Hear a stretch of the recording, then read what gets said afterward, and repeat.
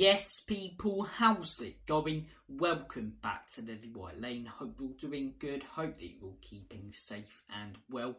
And I hope that you're all having a really good Tuesday, wherever you are in the world, and whatever you are planning to get up to today. And you are all very welcome along to the Unbiased Premier League show. The show will be taking a look at, analyse, and go through all of the talking points coming out of the weekend's games in the Premier League. So without further ado, let's delve into this weekend's games, because there's been some absolute crackers and some absolutely cracking goals. And that's where we're going to start off. Goodison Park, Everton 0, Manchester United 3. Everton have been taking more L's than Mick Carter and EastEnders at Goodison Park this season. But Manchester United with a huge 3 points and an absolutely outstanding goal from Alejandro Garnacho. One of the greatest, actually the greatest goal I have watched live.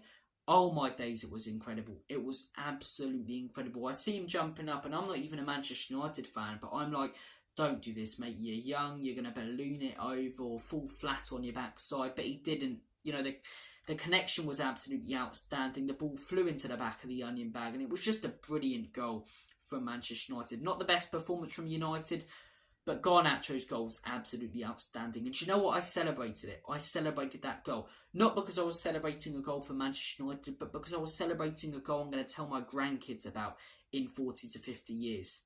That was a memorable one. That's one people are going to be speaking about for a long, long time. And it was just absolutely incredible, as I say. I've seen a lot of people comparing it to the Wayne Rooney one. I think this one was better.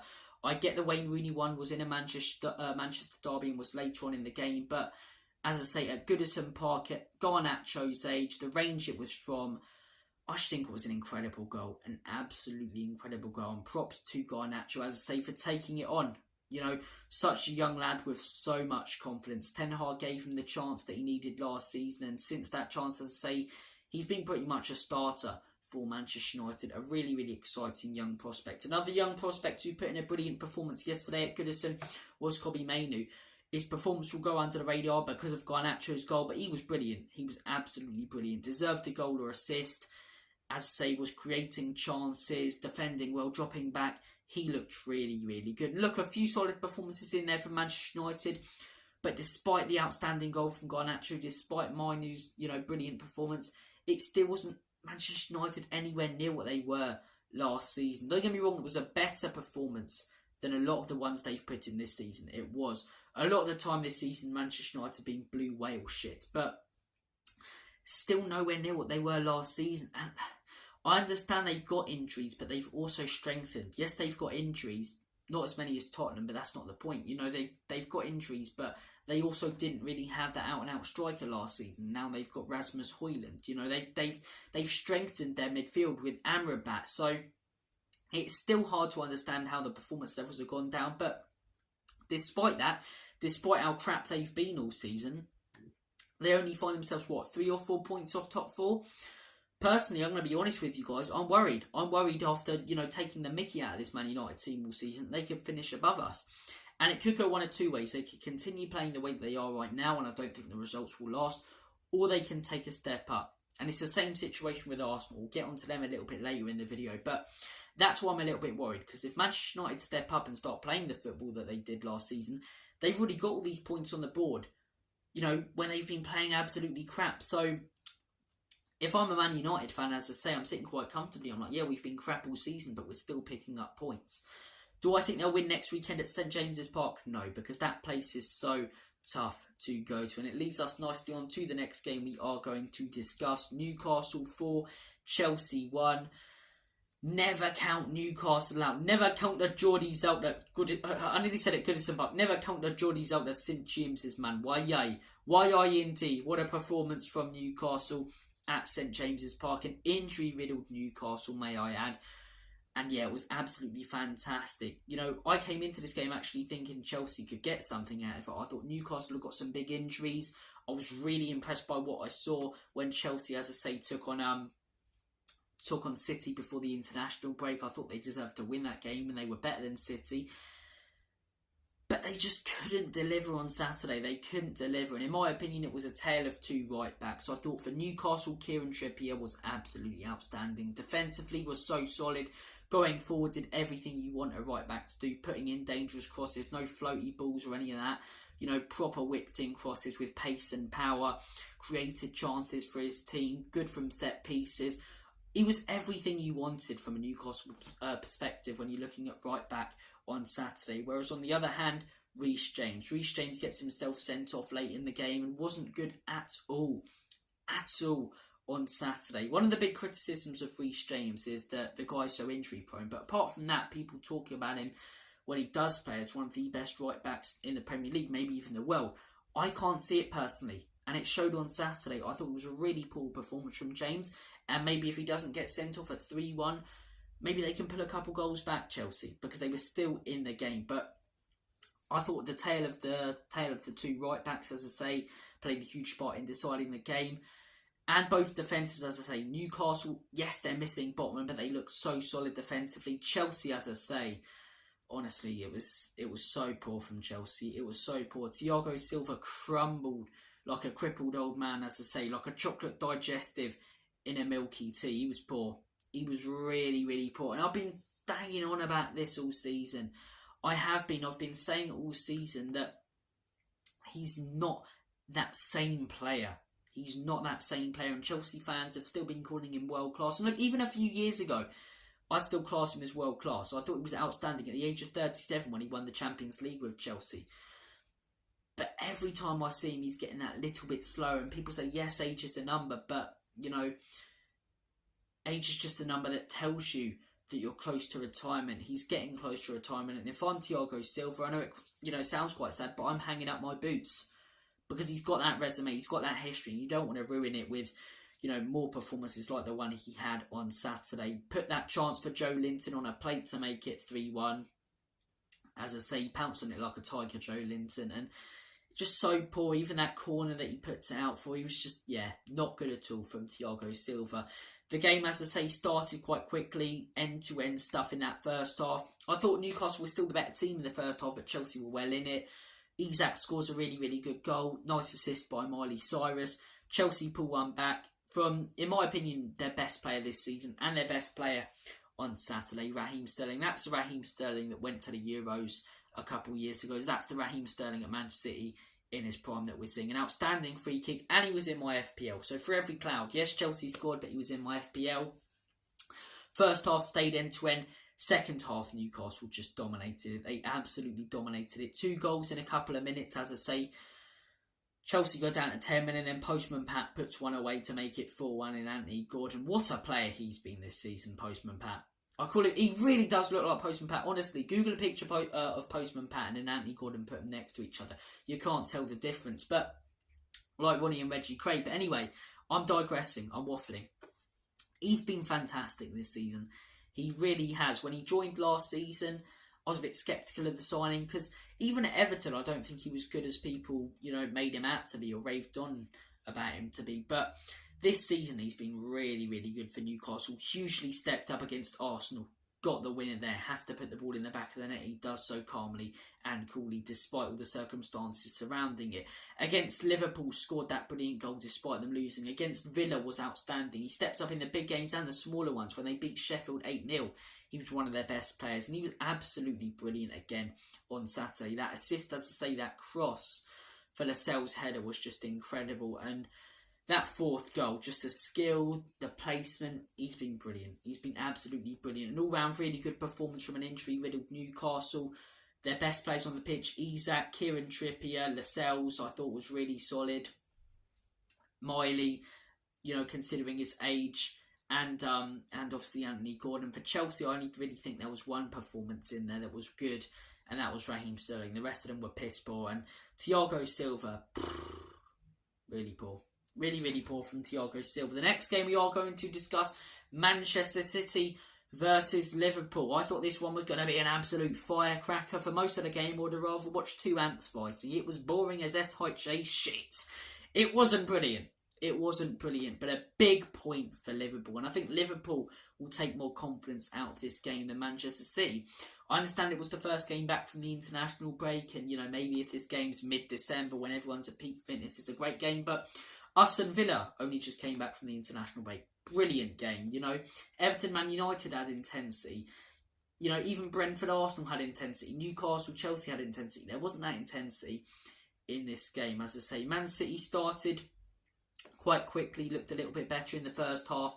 Haaland with a record-breaking goal that was absolutely fantastic for him. That guy's just, he's an absolute train. He's a machine. He really is. But look, could you imagine what Harry Kane could do in that team? I think Kane's a much better striker. Could you imagine what he could actually do?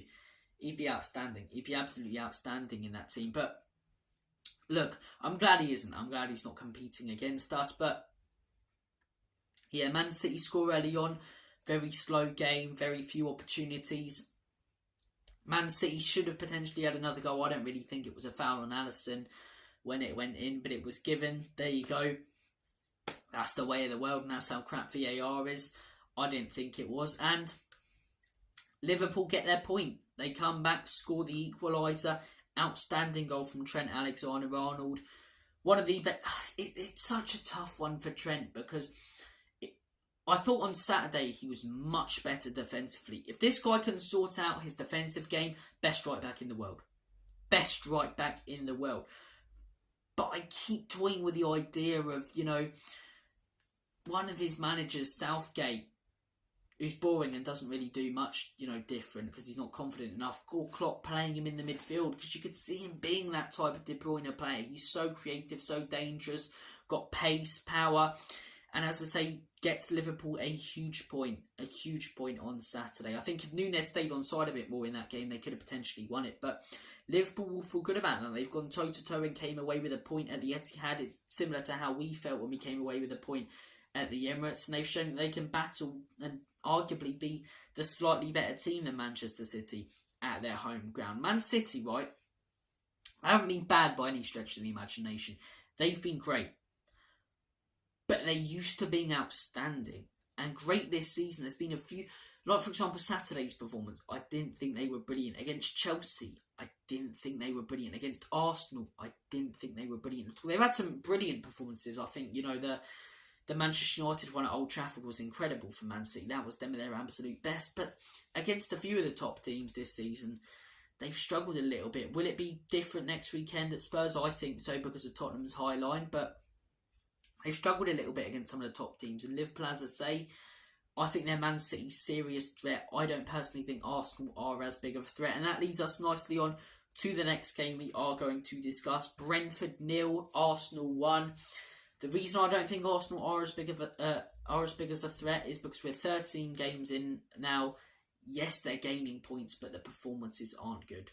They aren't good. Again on Saturday, I wasn't impressed by Arsenal. I was not impressed. I know, people go, champions, this is what they do. They're grinding out results when they're not playing well. Yeah, I understand that. But that's what we were saying at the beginning of last season under Conte. And slowly it crumbled. And I don't think Arsenal will crumble anywhere near as much as that.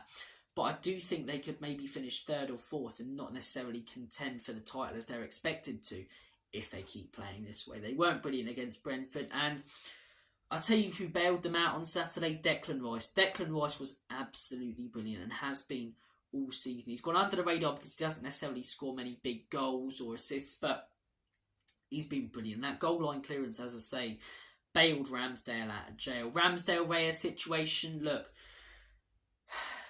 I know my opinion isn't going to be taken on board by any Arsenal fan, and fair enough because I'm a Spurs fan, but I don't understand why they're slating Ramsdale so much. Ramsdale's getting all this stick.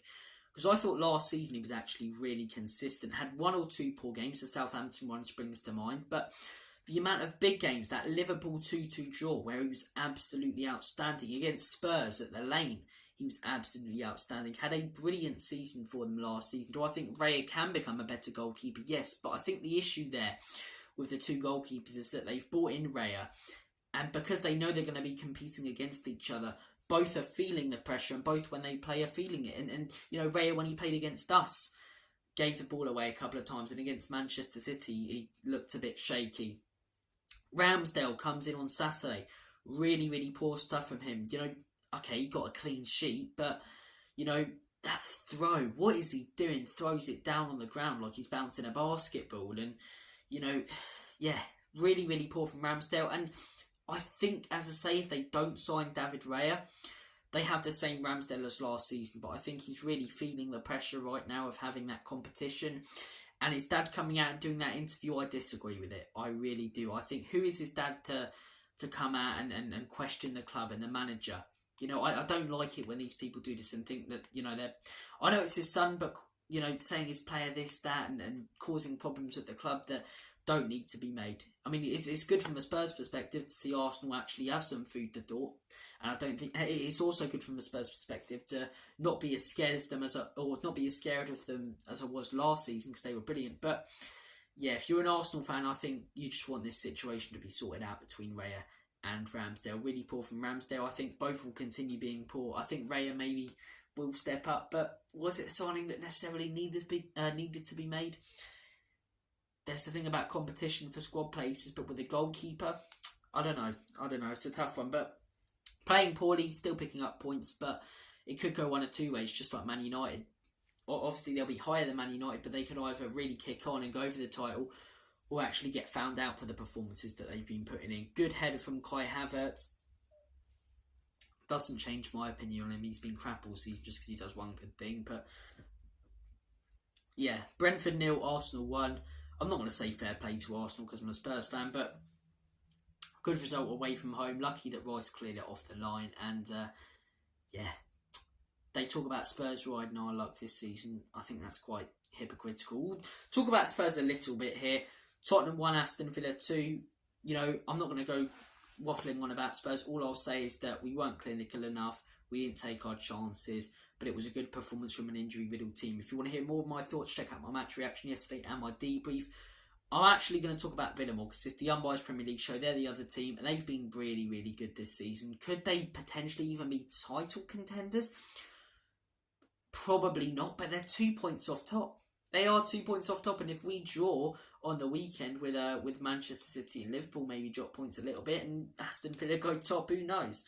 Who knows? Fair play to them, though. Fair play to Aston Villa. Unai Emery, in my opinion, is the third best manager in the league because of what he's achieved. He's a tactical, he's a tactical genius. He really is. He's a tactical master.